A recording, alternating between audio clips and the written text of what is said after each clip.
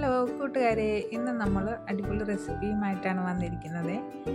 ഇന്ന് നമ്മൾ അച്ചാർ ഉണ്ടാക്കാൻ പോവാണ്. അച്ചാർ മാങ്ങ വെറുതെ അരിഞ്ഞ് അച്ചാറിടുകയല്ല, മാങ്ങ നല്ലപോലെ കഴുകി വൃത്തിയാക്കി അരിഞ്ഞ് ഉപ്പ് പുരട്ടി ഉണങ്ങാൻ വെക്കും കേട്ടോ. ഉണങ്ങി ഒരു 3-4 ദിവസത്തെ ഉണക്ക് കഴിഞ്ഞിട്ടാണ് അതാണ് നമ്മൾ അച്ചാറിടാൻ പോകുന്നത്.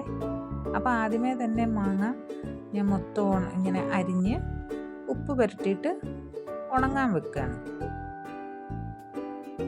പണ്ട് കാലത്തൊക്കെ അമ്മമാർ ഇങ്ങനെയൊക്കെ ചെയ്തിട്ടുണ്ട്. അപ്പം അതൊന്ന് ഒന്നും കൂടെ ഞാൻ ചെയ്ത് നോക്കാം എന്നുള്ള രീതിയിലാണ് ഞാനിത് അരിഞ്ഞുണങ്ങുന്നത്. ഞാനങ്ങനെ അരിഞ്ഞുണങ്ങിയ അച്ചാറിട്ടിരിക്കുന്ന മാങ്ങയൊക്കെ ഞാൻ ഇഷ്ടംപോലെ കഴിച്ചിട്ടുണ്ട്. അതുകൊണ്ടാണ് എനിക്ക് അങ്ങനെ ഒന്ന് കഴിക്കണമെന്ന് തോന്നിയത് കൊണ്ട് ഞാൻ മാങ്ങ കിട്ടിയപ്പോൾ ഇങ്ങനെ അരിഞ്ഞ് ഉപ്പ് പുരട്ടിയിട്ട് ഒരു 3-4 ദിവസത്തെ വെയിൽ കൊള്ളിച്ചിട്ടാണ് അതാണ് ഞാൻ അച്ചാറിടാൻ പോകുന്നത്.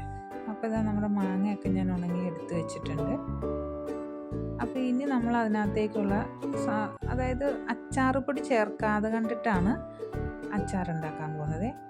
അപ്പം വെളുത്തുള്ളി, പച്ചമുളക്, കറിവേപ്പില ഇത്രയും സംഭവങ്ങൾ എടുത്തിട്ടുണ്ട്.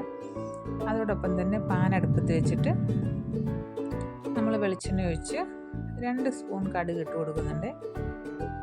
അതോടൊപ്പം തന്നെ നമ്മൾ ഈ കടുകിട്ട് ഒപ്പം തന്നെ നമ്മൾ വെളുത്തുള്ളി ഇടുന്നുണ്ട്. വെളുത്തുള്ളി, പച്ചമുളക്, കറിവേപ്പിലയും കൂടി ഇടുന്നുണ്ട്. അത് നന്നായിട്ടൊന്ന് വഴന്ന് വരുമ്പോഴത്തേനും, അതായത് വെളുത്തുള്ളിയുടെ പച്ചമണമൊക്കെ മാറി വരുമ്പോഴത്തേനും നമ്മൾ അതിനകത്തേക്ക് പൊടികൾ ചേർത്ത് കൊടുക്കുന്നുണ്ട്. അപ്പോൾ പൊടികൾ ചേർത്ത് കൊടുക്കുന്ന ഇതിനകത്തേക്ക് മുളക് പൊടി ചേർക്കുന്നുണ്ട്, അതുപോലെ മഞ്ഞൾപ്പൊടി, പിന്നെ കുറച്ച് കായം, കുറച്ച് ഉലുവാപ്പൊടി, ഇത്രയും നമ്മൾ ചേർക്കുന്നുള്ളൂ കേട്ടോ. അപ്പോൾ ഇത്രയും നമ്മൾ ചേർത്ത് കൊടുത്തിട്ട് നമ്മളിത് നന്നായിട്ട് ഇളക്കി, അതായത് ഒന്ന് ആ പച്ചമണമൊക്കെ ഒന്ന് മാറി വരുമ്പോഴത്തേനും നമ്മളതിനകത്തേക്ക് മാങ്ങ ഇട്ടേച്ച് ഉപ്പ് നോക്കണം കേട്ടോ. മാങ്ങ ഇട്ടേച്ച് ഉപ്പ് നോക്കി ആവശ്യത്തിനുള്ള ഉപ്പ്, കാരണം നമ്മൾ ഉപ്പ് പുരട്ടിയിട്ടാണ് മാങ്ങ ഉണങ്ങിയതെങ്കിലും നമ്മൾ കുറച്ച്, അതായത് പിന്നെ നമ്മൾ ഉണങ്ങിയെടുക്കുമ്പോൾ നമ്മൾ അതിൽ പൊടികളൊക്കെ ഉണ്ടാവും. അപ്പോൾ അതൊന്ന് കഴുകിയിട്ട് തന്നെ വേണം നമ്മൾ ഉപയോഗിക്കാനായിട്ട്. അപ്പോൾ ഇതുപോലെ മാങ്ങ കഴുകിയിട്ട് നമ്മൾ ഇതിനകത്തേക്ക് ഇട്ടിട്ടുണ്ട്. എന്നിട്ട് ഇതൊന്ന് ഇളക്കി നമ്മൾ ആ ഉപ്പൊക്കെ ഉണ്ടോ എന്നൊന്നും കൂടെ നോക്കണം. മാങ്ങയിൽ ഉപ്പ് പിടിച്ചിട്ടുണ്ടാവും, പക്ഷെ നമ്മൾ ഈ എടുക്കുന്ന മസാല ഉപ്പുണ്ടാവണമല്ലോ.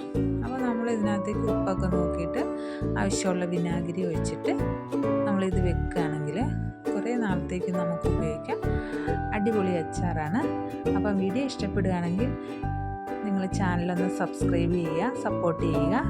അതുപോലെ ഫ്രണ്ട്സ് ആൻഡ് ഫാമിലിക്ക് ഷെയർ ചെയ്ത് കൊടുക്കുക.